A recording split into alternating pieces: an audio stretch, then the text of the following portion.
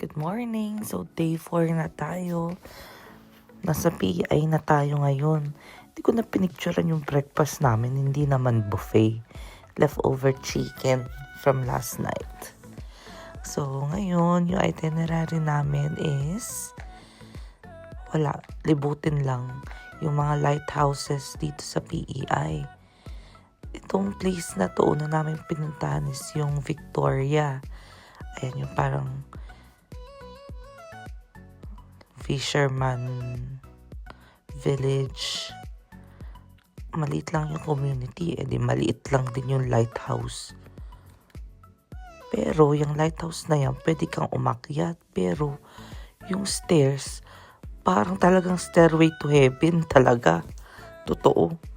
Pwede ka umakyat doon pero napakatarik nung hagdanan. Kaya mag-TikTok na lang siya. Dong, digi, digi, digi, dong, digi, digi, digi. Ayan, ito yung streets ng Victoria. Shout out sa number 1 subscriber namin, Victoria Estelides. Ayan. Diba? Ayan yung mga locals nila. Magkakakilala sila mga sis. Ayan na yung pinaka-downtown nila. Meron pang hotel doon. Ewan ko, sinong nagstay dyan. Baka matanda rin. Mga tinda nila. Alam mo yung sa Pinas, yung parang merong yung tindahan nyo sa kanto ni Aling Nena. Ayan yun. Kung ano-anong tinda niya. Next destination is itong Cow's Creamery. Tindahan daw siya ng ice cream. Sabi, masarap daw. Masarap naman. Pero parang naging tourist attraction na siya dito. Ang dami-dami nang nabibenta ng mga moo. Ano nga? Cow. Baka. Ayun. Masarap naman yung ice cream niya. Ayan, si Wari. Enjoy na enjoy sa ice cream niya. Tunaw-tunaw na. Tapos, katabi nun si Anne of Green Gables. Artista nila yan dito. Pero, yan yung sa libro. Nabasa nyo ba? Ako hindi eh. Gusto ko tikman. Kaso parang gasolina, kerosene yung kulay. Alam mo yun? Nabibili sa Pinas. Naalala ko talaga yung sa mga probinsya, yung binibentang taglitro na kulay pula sa tabi ng daan. O, tapos na. Alis na tayo dun. Hindi ko na binili. O, pang 57 na to na lighthouse. Very random. Ito, sarado. Diba? May pumunta din. O, lighthouse hopping. Ewan ko, may nakita akong parang jellyfish. Ang dami niyan. Siyempre, posing-posing muna.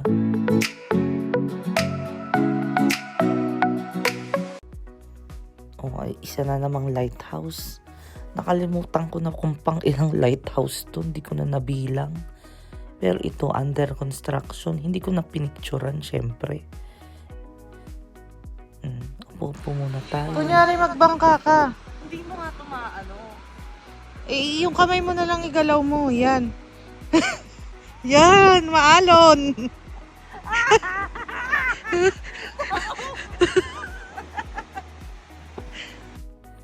Pagtapos ko magbangka, syempre napagod ako. Merienda muna tayo. Kunwari basa-basa. Pa-cheers, cheers. O, oyster at saka chowder. Pero ang ganda ng view. Tayong oyster. Lagyan natin tabasco. Kain.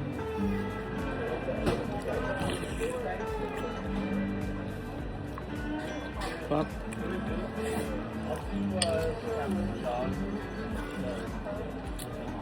Fresh.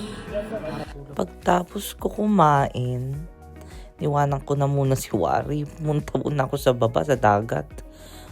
Naghanap-hanap ako ng oyster. Mahal pala ng oyster. Wala naman akong napulot. O, next na. Pumunta kami dito. Parang beach. Nakalimutan ko naman yung swimsuit ko.